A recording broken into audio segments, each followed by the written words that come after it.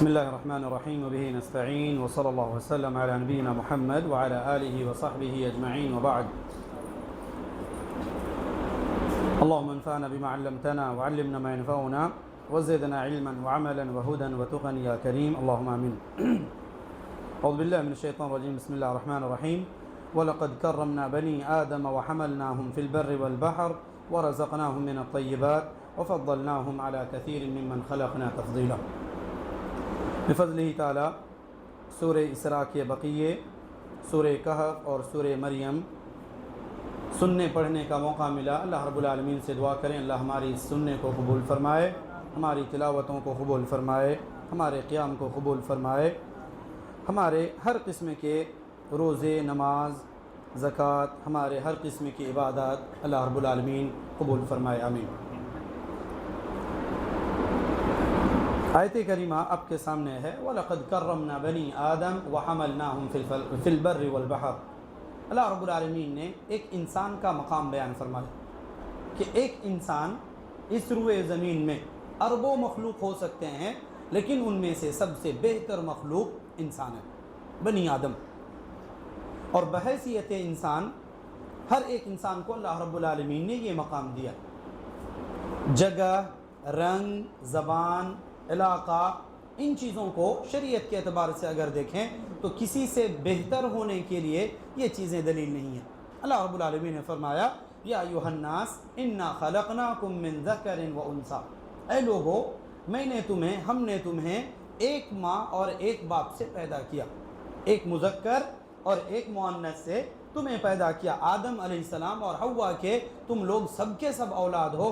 اب اسی میں کافر بھی ہے، مسلم بھی ہے، یہودی بھی ہے، عیسائی بھی ہے، گورا بھی ہے، کالا بھی ہے، مالدار بھی ہے، غریب بھی ہے، بمبئی کا ہے، باہر کا رہنے، ہر علاقہ کا، پوری دنیا میں جہاں جہاں انسان بستے ہیں اللہ رب العالمین نے کہا کہ پورے انسان اسی دو کی اولاد ہو. تو جب ایک نسل سے ہو، ایک خاندان سے ہو، تو پھر برتری کیسے؟ ایک میں اچھا ہوں، میں یہاں کا رہنے والا، وہ وہاں کے رہنے والے تو وہ اچھے ہیں، وہ اسٹیٹس ان کا اچھا ہے تو اس کے اعتبار سے وہ اچھے ہیں.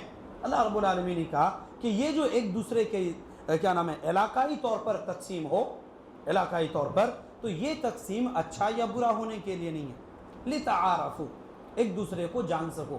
سب ایک جگہ رہو گے تو گتھم گتھی، ایک دوسرے کے ساتھ لڑائی جھگڑے، ایک دوسرے کے حقوق نہیں جانو گے، ایک دوسرے سے الگ. اللہ رب العالمین نے ہم سب لوگوں کو کہا وَجَعَلْنَاكُمْ شُعُوبًا وَقَبَائِلَ، الگ الگ گروہ، الگ الگ علاقوں میں ہم نے تمہیں بانٹا اور تقسیم کیا. مقصد تھا لِتَعَارَفُوا، ایک دوسرے کو پہچان کر سکو. یہ انڈیا ہے، یہ پاکستانی ہے، یہ فلاں وہ فلاں ہے، ایک دوسرے کو پہچاننے کے لیے. ورنہ اگر بحیثیت انسان کہیں تو اللہ رب العالمین نے سب کو ایک درجے میں رکھا. اس کے بعد فرمایا کہ اگر سچ میں آپ کو بڑا بننا ہے تو ہم لوگ انسان کے سامنے بڑا بنتے ہیں.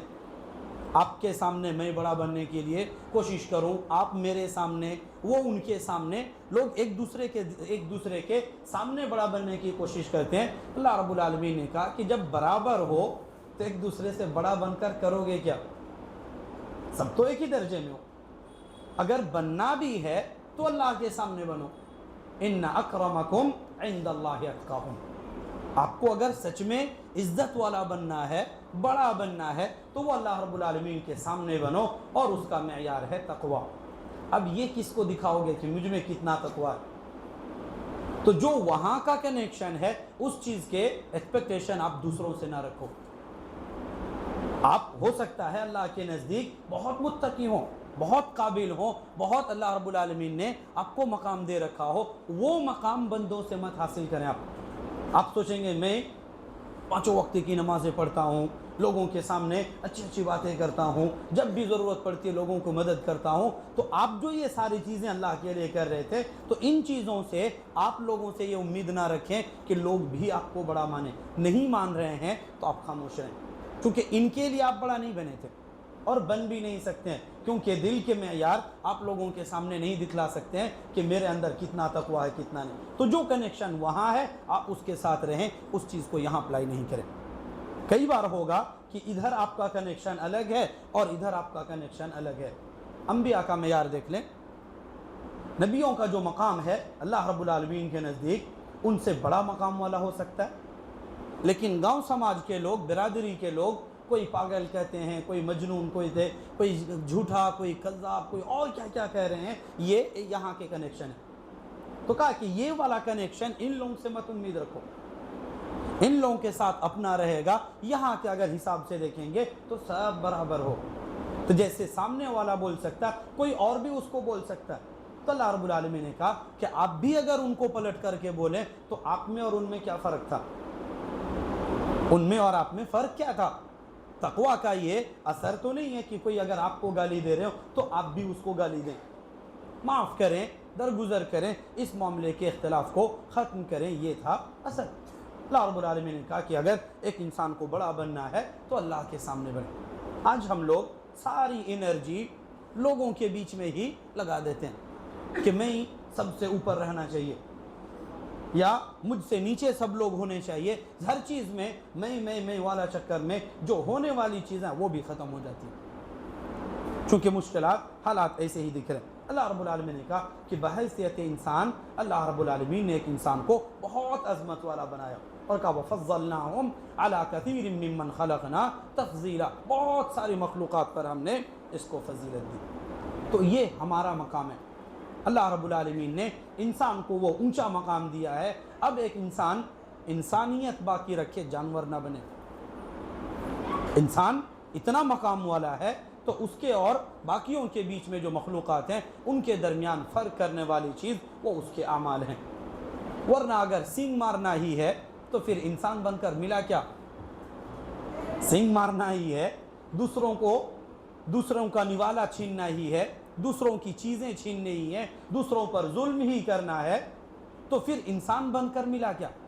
اللہ رب العالمین نے کہا تھا کہ یہ ان جانوروں کا معاملہ ہے کہ ایک دوسرے کو سنگ مار دیے، گھاس کھا رہے چھین لیے، یا ایک دوسرے کو دبا دیے، کبھی گرا دیے، اور ان لوگوں کا معاملہ اللہ رب العالمین قیامت کے دن قصاص کرے گا۔ لیکن اس کا معاملہ قصاص ہوگا اللہ رب العالمین کے مجلس میں، جب محشر قائم ہوگی، اللہ رب العالمین ان کا حساب لے گا، لیکن ان کا جنت جہنم نہیں ہوگا۔ حساب و کتاب ادلا بدلی ہونے کے بعد، جیسے آج کسی نے کسی پر ظلم کیا تو قیامت کے دن جس کے اوپر ظلم ہوا وہ ظلم کرنے کے لیے اجازت دی جائے گی جتنا اس کے اوپر ظلم ہوا، اور برابر ہونے کے بعد اللہ رب العالمین سب کو مٹی بنا دے گا۔ تب انسان کہے گا یا لیتنی کنت ترابا، یا لیتنی کنت ترابا، کاش میں بھی مٹی ہو جاتا، آج میرے ساتھ بھی جنت جہنم کا معاملہ نہیں ہوتا۔ تب بھی یہ انسان دوسرے مخلوق ہی بنے گا، اپنے مقام کو نہیں سمجھے گا۔ اللہ رب العالمین نے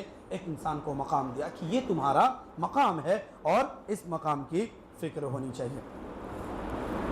قرآن کریم کے حوالے سے کئی قسم کی آیتیں ہمارے سامنے آئی ہیں۔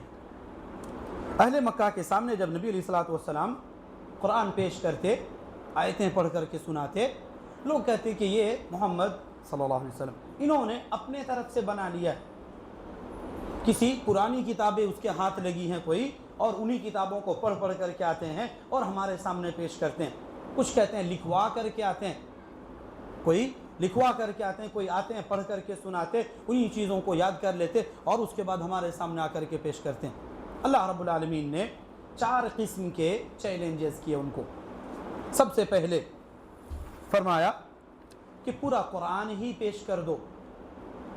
اگر آپ لوگوں کو لگتا ہے کہ یہ قرآن محمد صلی اللہ علیہ وسلم نے اپنے طرف سے بنا لیا ہے، تم بھی تو عربی زبان میں ماہر ہو، تمہارا بھی کوئی جواب نہیں ہے، تم عربی زبان یا بلاغت کے اعتبار سے آج روئے زمین میں تم سے بہتر اور کوئی عربی زبان کا ماہر نہیں ہے۔ بات تھی معجزہ کی نا، عربی زبان کے اندر یہ جو قرآن اللہ رب العالمین نے نازل کیا یہ بھی معجزہ ہی ہے، اور یہ نبی علیہ الصلوۃ والسلام کہتے کہ میرا معجزہ سب سے بڑھ کر کے، اور یہ قیامت تک رہے گا، یہ چیلنج قیامت تک رہے گا۔ اللہ رب العالمین نے کہا کہ لگتا ہے تم لوگوں کو کہ یہ ان کا اپنا کلام ہے، پیش کر دو۔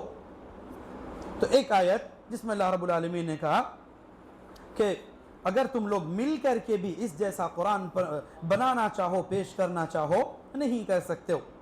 فرمایا قُلْ لَئِنِ اجْتَمَعَتِ الْإِنسُ وَالْجِنُّ عَلَىٰ أَن يَأْتُوا بِمِثْلِ هَٰذَا الْقُرْآنِ، پہلا مرحلہ کہ اس جیسا قرآن پیش کر دو۔ کیا نام ہے، لا یأتون بمثلہ ولو کان بعضهم لبعض ظہیرا، نہیں پیش کرتے ہیں اس جیسا کلام یا اس جیسا قرآن چاہے وہ ایک دوسرے کے مددگار بن جائیں۔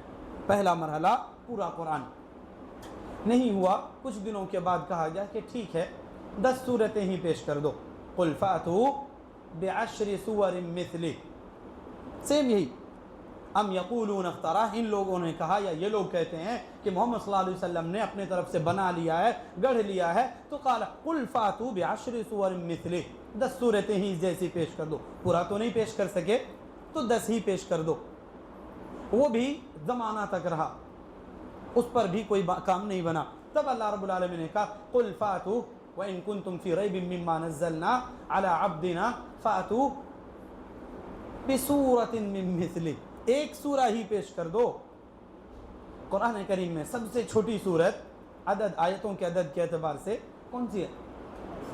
اِنَّا أَعْطَيْنَاكَ الْكَوْثَرَ، سورہ کوثر، سب سے چھوٹی سورت، کئی دنوں تک بلکہ کئی مہینوں تک خانہ کعبہ کے دروازے پر آیت لکھ کر کے لٹکی رہی، اور اس کے بعد کہا آ کر کے ٹرائی کرتے رہو، جو چاہو آ کر کے ٹرائی کر لو، اِنَّا أَعْطَيْنَاكَ الْكَوْثَرَ فَصَلِّ لِرَبِّكَ وَانْحَرْ إِنَّ شَانِئَكَ هُوَ الْأَبْتَرُ۔ بس بعد میں لوگوں نے یہی کہا هَذَا لَيْسَ مِنْ كَلَامِ الْبَشَرِ، یہ انسان کا کلام نہیں ہے، اس کے علاوہ اور کچھ نہیں بنا۔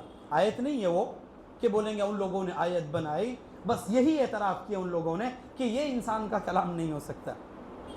آج بھی اتنا زیادہ ٹیکنالوجی ہے، چاہے آپ کا اے آئی ہو یا اس طرح سے چیٹ وغیرہ ہو، جتنے بھی آج جو آرٹیفیشیل لوگوں کے پاس مشینیں ہیں یا پھر جو ویب سائٹس ہیں، ان میں بھی آپ اگر کہیں گے تو ان کا بھی یہی جواب ہوگا کہ وہ اللہ کا کلام ہے، اس جیسا کلام نہیں پیش کیا جا سکتا۔ اللہ رب العالمین کا کلام، اہل عرب جس زمانے میں ان کے جیسے یا ان کے لیبل کے عرب ممالک اور بھی تو تھے، بہت سارے عربی زبان بولنے والے تھے، لیکن اس جیسی بلاغت یا ان جیسا عربی زبان میں مہارت اور کسی کو نہیں تھی، قریش خاص طور سے۔ بہت سارے لوگوں نے ٹرائی بھی کیے کہ چلو کوشش کر لیتے ہیں، جی وہ مخلوق کا کلام ہے اور یہ خالق کا کلام ہے، برابر کیسے ہو سکتا ہے؟ ہم نے کہا ایک سورہ بھی نہیں، اور اس کے بعد کہا فَلْيَأْتُوا بِحَدِيثٍ مِّثْلِهِ، ایک بات ہی پیش کر دو، پورا قرآن نہیں، 10 نہیں، ایک سورہ نہیں، ایک بات ہی پیش کر دو، فَلْيَأْتُوا بِحَدِيثٍ مِّثْلِهِ، ایک بات ہی پیش کر دو، لیکن ہو نہیں سکتا۔ یہ قرآن معجزہ ہے۔ قرآن کریم کی تعریف هو کلام اللہ المنزل علی محمد صلی اللہ علیہ وسلم بواسطۃ جبریل المعجز بلفظہ المتعبد بتلاوتہ، یہ 5 الفاظ ہیں جو قرآن کریم کے اصولی طور پر تعریف کیے جاتے ہیں کہ قرآن کریم کلام اللہ، یہ اللہ رب العالمین کا کلام ہے، حقیقی۔ بہت سارے لوگوں نے کہا کہ بس خیالی تصور کر لیے، امیجنیشن والے، اس قسم کا نہیں، یہ حقیقی کلام ہے۔ اور حقیقی جب ہم کلام کہتے ہیں تو اس کا مفہوم ہوتا ہے کہ لفظ بھی ہے، حرف بھی ہے، آواز بھی ہے۔ اللہ رب العالمین بات کرا ان کلمات کے ساتھ، اللہ رب العالمین نے کلام کیا، بات کیا ہے، اور اس کے حروف بھی ہیں اور اس کے الفاظ کیا نام ہے، اس کی آواز بھی ہے۔ بہت سارے لوگوں نے کہا کہ اللہ رب العالمین نے یہ کلام جبریل کے دل میں ڈال دیا، کہا نہیں، تب کلام نہیں کہہ پائیں گے، تو اسی لیے کہا کلام اللہ، یہ اللہ رب العالمین کا کلام حقیقی ہے۔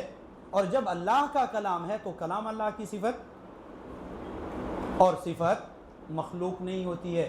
امام احمد رحمہ اللہ کو یاد کیجئے، جنہوں نے کہا تھا کہ قرآن غیر مخلوق ہے چونکہ یہ اللہ کی صفت ہے، اسی وجہ سے جیل گئے اور اتنی سزائیں کاٹی۔ آج ہم لوگوں کو پتہ ہی نہیں کہ کیا ہوا کیا نہیں، بس سوچتے ہیں کہ تھوڑا بہت رمضان میں قرآن دیکھ کر کے گھوم لیے، بس یہی ہمارے لیے۔ قرآن کریم کلام اللہ المنزل علی محمد صلی اللہ علیہ وسلم، وہ کلام جو نبی صلی اللہ علیہ وسلم پر نازل ہوا، جو عیسیٰ علیہ السلام پر نازل ہوا اس کو قرآن نہیں کہیں گے، موسیٰ علیہ السلام پر نازل ہوا اس کو قرآن نہیں کہیں گے، ہے وہ بھی منزل من اللہ، اللہ ہی کی طرف سے وہ بھی نازل ہے، لیکن علی محمد صلی اللہ علیہ وسلم نہیں ہے۔ علی محمد ہوگا تب اس کو کلام کہیں گے اور اس کو قرآن کی طرف کہیں گے۔ اچھا، بواسطۃ جبریل، طائف گئے تھے نبی علیہ السلام، حضرت جبریل کہتے ہیں کہ یہ ملک الجبال ہے، پہاڑوں کا دیکھ بھال کرنے والا یا ان کا ان کی دیکھ بھال ان کی ذمہ داری ہے، پہاڑوں کی نگرانی یا ان کی دیکھ بھال کرنا اس فرشتے کی ذمہ ہے، آپ کو ان لوگوں نے پریشان کیا ہے، یہ پہلی بار زمین میں آئے ہیں، آپ کہیں تو ایک اشارے پہ طائف والوں کو پیس دیں۔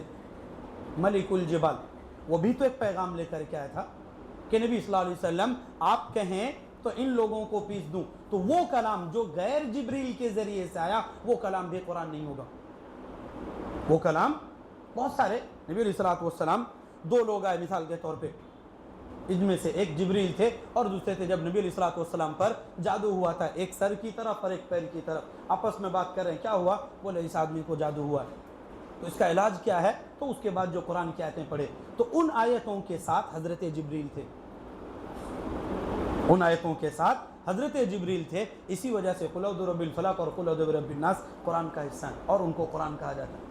تو وہ جو نبی علیہ الصلوۃ والسلام پر کلام اللہ کا نازل ہوا اور حضرت جبریل کے واسطے سے المتعبد بتلاوتہ، جس کی تلاوت سے عبادت کی جاتی ہے یا جس کی تلاوت خود عبادت ہے، جس کی تلاوت سے عبادت کی جاتی ہے یا جس کی تلاوت خود عبادت ہے۔ حدیث پڑھیں گے نماز میں سورہ فاتحہ کی جگہ میں نماز نہیں ہوگی، تو عبادت تلاوت سے کی جاتی ہے، جس کی تلاوت سے عبادت کی جاتی ہے، تو جس کی تلاوت سے عبادت نہ کی جائے وہ کلام قرآن نہیں ہوگا، اس کا الگ نام ہے حدیث۔ اچھا، جس کی تلاوت خود عبادت ہے، قرآن ایک حرف پڑھیں گے ایک 10 نیکیاں ملیں گی آپ کو، لیکن حدیث میں ایک حرف پڑھیں گے وہاں نیکیوں کا ذکر نہیں، تو اسی لیے ایک ہی لفظ میں دونوں مفہوم کہ جس کی تلاوت خود عبادت ہے یا جس کی تلاوت سے عبادت کی جاتی ہے وہ کلام قرآن ہے۔ اچھا، المعجز بلفظہ، جس کے لفظ کے ذریعے سے اللہ رب العالمین نے مخلوقات کو عاجز قرار دیا کہ تم اس جیسا نہیں پیش کر سکتے ہو، یہ ہے قرآن کا آخری والا حصہ جس کی طرف ہم لوگ بات کر رہے تھے کہ 10 سورتیں پورا قرآن 10 سورتیں، ایک سورت، ایک بات ہی، ایک کلام ہی پیش کر دو، تو چونکہ اس کے ایک ایک لفظ میں معجزہ چھپا ہوا، ایک ایک لفظ، کبھی ان الفاظ کو سمجھیں۔ کل ایک بس مثال دیا تھا نا اس دن کہ واقعات ایک جیسے ہیں لیکن ہر ایک کا سینس الگ الگ ہے۔ حضرت